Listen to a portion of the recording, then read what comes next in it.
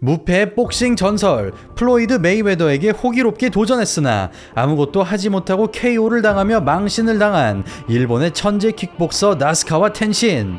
그로부터 4년 뒤 다시 한번 엄청난 규모의 이벤트 매치가 성사되는데, 일본이 새롭게 꺼내든 카드는 길거리 싸움꾼 출신의 스타파이터 아사쿠라 미쿠로입니다.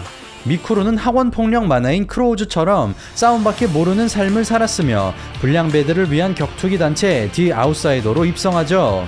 곧이어 아마추어 리그를 제패하며 동네 깡패로서는 최고의 위치에 오르게 되는데요. 그럼에도 진지한 운동선수와는 거리가 멀어 보였던 그가 과연 어떻게 일본을 대표할 수 있었는지 오늘 영상에서 아사쿠라 미쿠루의 만화 같은 이야기를 알아보겠습니다.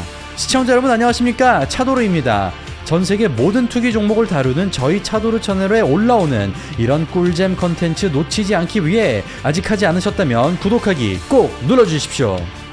코너 맥그리거와의 마지막 정식 경기 이후 본격적으로 이벤트 매치에 나서게 된 메이웨더. 그는 어느덧 40대 초중반에 접어들었으나 나스카와 텐신에게 TKO를 기록, 로건 폴과 돈 무어와의 시합에서도 여전히 대단한 기술력을 보여주었습니다.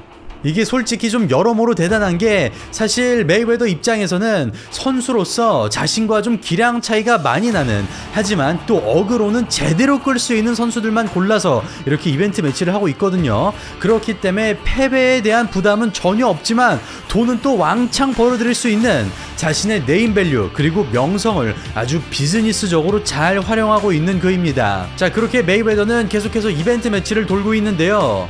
지난 2022년 9월 그는 16승 3패 1무효에 아사쿠라 미쿠루 선수와 붙게 됩니다. 뭐 전적 자체만 보면 미쿠루 선수도 그렇게 나빠 보이진 않지만, 아무래도 메이웨더는 복싱의 신이고 미쿠루는 뭐 복싱 베이스가 아닌 만큼 사실 이 경기도 나스카와 텐신전과 뭐 똑같이 흘러갈 가능성이 높아 보였죠. 자, 그렇다면 이번 경기는 어떻게 됐을까요? 과연 차이점이 있었을까요? 지금 바로 보시겠습니다.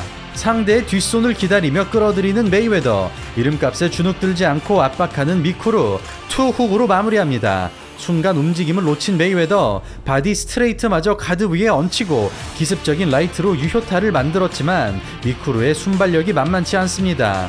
단타에 힘을 싣고 자신있게 들어가는 미쿠루, 찍고 빠지는 메이웨더, 미쿠루는 발을 붙이고 싸우려는 심산입니다.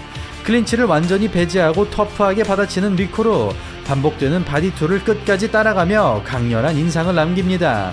서서히 타이밍을 잡아가는 메이웨더, 타고 들어가려는 시도, 미쿠루가 로프를 등집니다.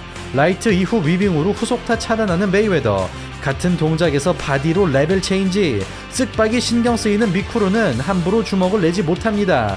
라이트 훅으로 들어가자 과도하게 상체를 숙이는 메이웨더, 백스텝으로 빠지는 사이 길게 넣은 오른손이 적중하고 연이어 클린 히트가 발생하면서 메이웨더가 당황한 듯 웃어 보입니다. 그럼에도 흥분하지 않고 짧게 마치고 나오는 메이웨더, 페이스를 올리는 미쿠루, 다시 압박의 주체가 바뀌죠. 코너까지 몰리지만 여유롭게 빠져나오는 메이웨더, 서서히 흐름을 가져오는 가운데 라운드 종료까지 10초밖에 남지 않았는데요. 그러던 이때 회심의 카운터가 관자놀이에 적중하면서 메이웨더가 버저비터 승리를 따냅니다. 자, 그럼 좀 살벌했던 마지막 장면 다시 보시면서 우리 차도르 채널 시청자분들께서 좋아하시는 좀 깊이 있는 분석 지금부터 본격적으로 들어가 보도록 하겠습니다. 라이트 이후 위빙 패턴이 반복되자 미쿠루가 타이밍을 간파하기 시작했고 잽 카운터까지 비껴내면서 제법 괜찮게 따라가고 있었죠. 그러나 마지막에 발생한 교전에서 메이웨더가 반박자 빠르게 선제 공격을 시도했고 미쿠루의 앞발이 지면에 닿기도 전에 오른손이 먼저 도착했습니다. 비록 이렇게 KO패로 막을 내린 도전이지만 예상을 뛰어넘은 미쿠루의 분전 또한 충분히 인상적이었는데요. 정석적인 복싱 게임을 따라가기보다 평소 자신의 스타일을 고스란히 들고 나온 미쿠루는 메이웨더의 안면에 몇 번이나 유효타를 만들어내면서 졌지만 잘 싸움으로써 일본 대표로서의 자존심을 지켜냈습니다.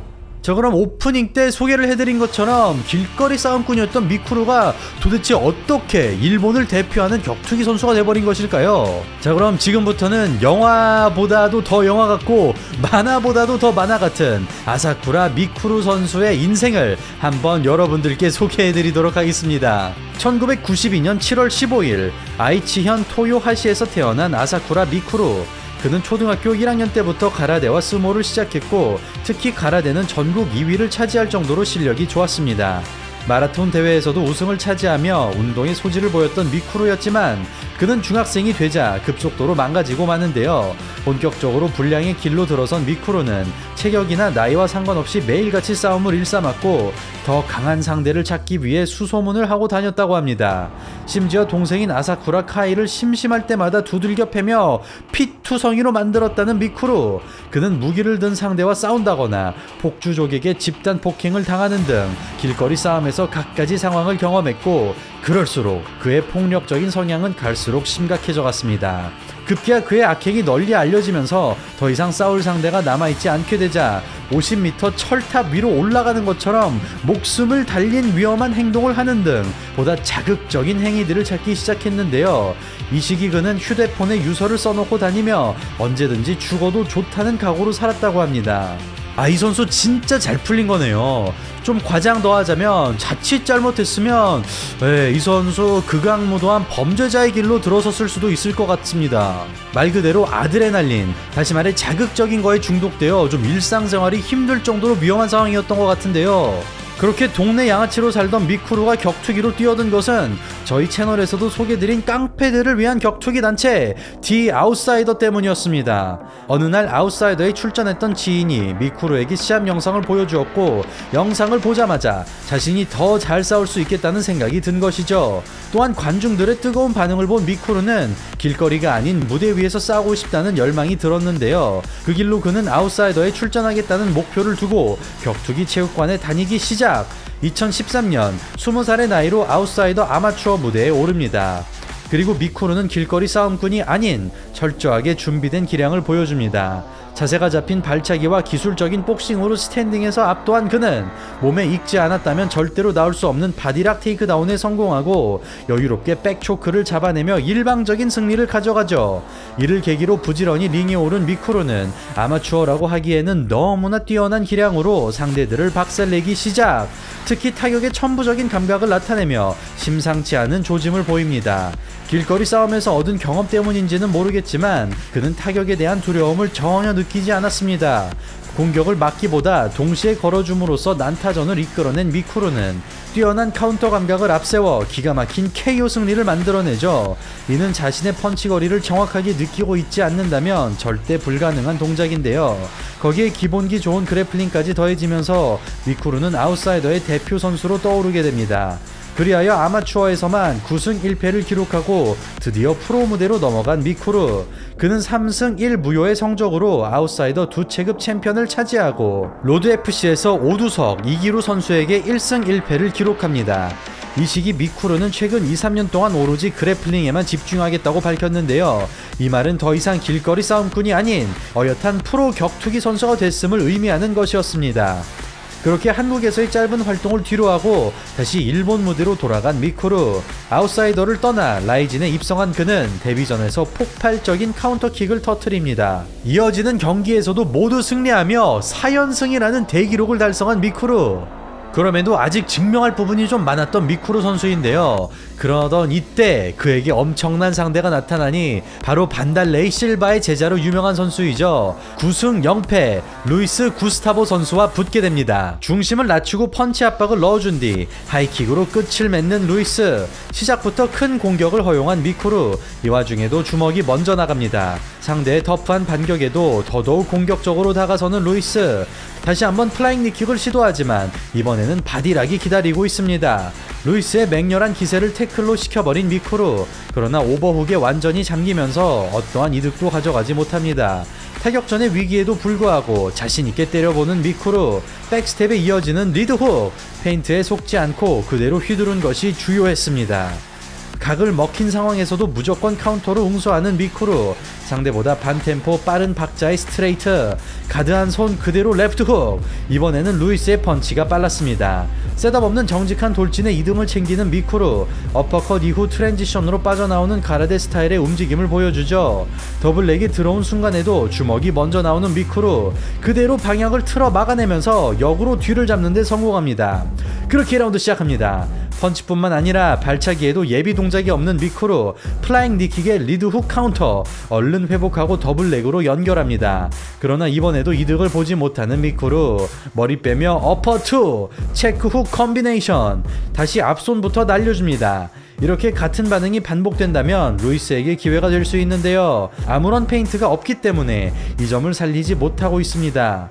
자신의 박스 안으로 들어오는 순간 지체 없이 반격하는 미쿠루, 회수와 동시에 들어가는 주먹이 너무나 간결하게 들어가고 드디어 앞손 훅 카운터가 터지면서 첫 번째 다운을 만들어냅니다.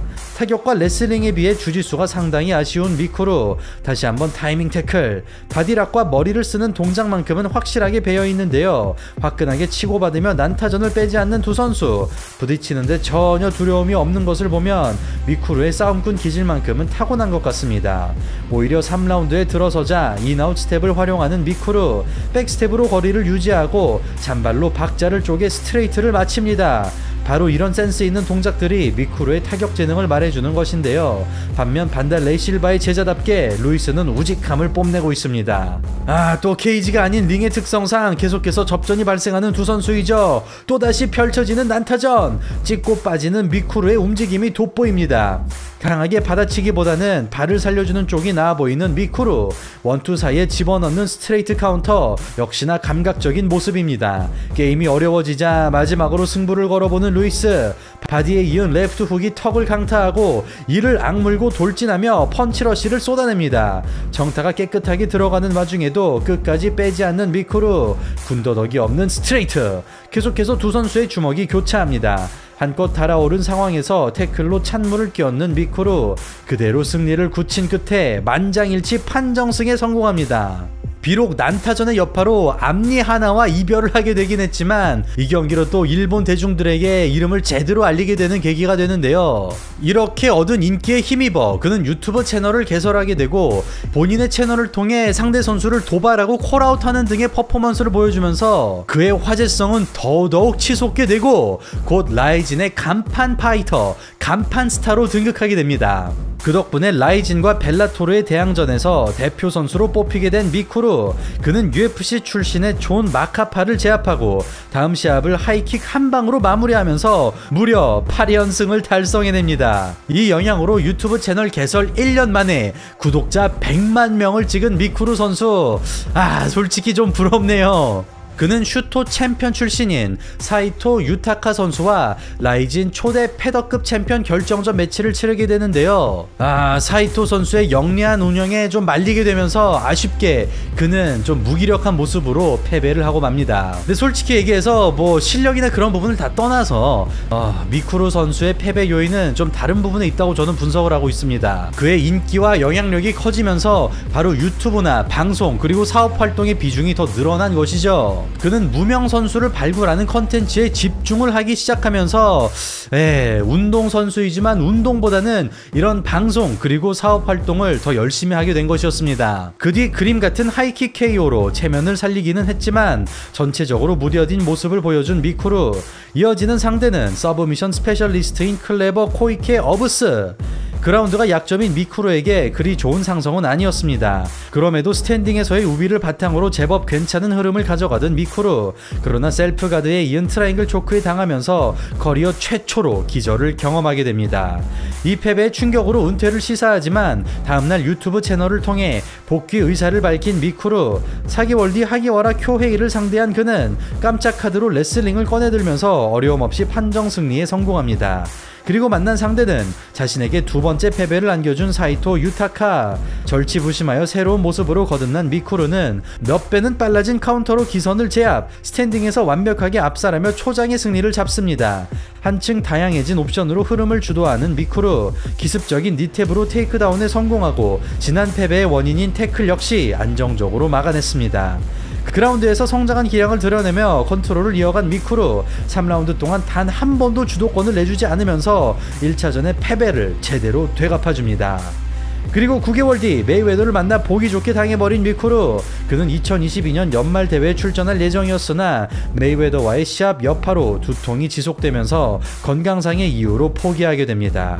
사실 과거부터 33에 은퇴를 공언했던 미쿠르는 앞으로 두세 경기만 더 치르고 링을 완전히 떠날 것이라고 밝힌 상황입니다. 그는 이미 격투기 선수뿐만 아니라 의류 브랜드, 부동산 투자, 도시락, 발모제, 미용실 등등 정말 다양한 사업을 펼치고 있는데요. 그가 현재 운영하고 있는 사업의 개수만 무려 15개가 넘는다고 합니다. 연 매출이 무려 30억엔, 우리 돈으로 300억 원이 넘는 어마어마한 말 그대로 걸어다니는 기업이 돼버린 미쿠루인데요. 그만큼 사실 기업인으로 활동하기에도 바쁜 만큼 운동에 집중하는 것이 사실은 좀 불가능해 보이는 상황이긴 합니다. 또한 미쿠르는 최근 아웃사이더와 예능을 합친 격투기 단체 브레이킹 다운의 대표이사직을 맡게 되었는데요. 개인적인 추측으로는 이렇게 격투기 관련 사업도 계속하고 있는 만큼 종종 좀 어그로를 제대로 끌 수 있는, 다시 말해 판을 키울 수 있는 좀 이벤트 매치 위주로 하지 않을까 또 생각을 해봅니다. 우리나라에도 이렇게 좀 다양한 격투기 산업과 방송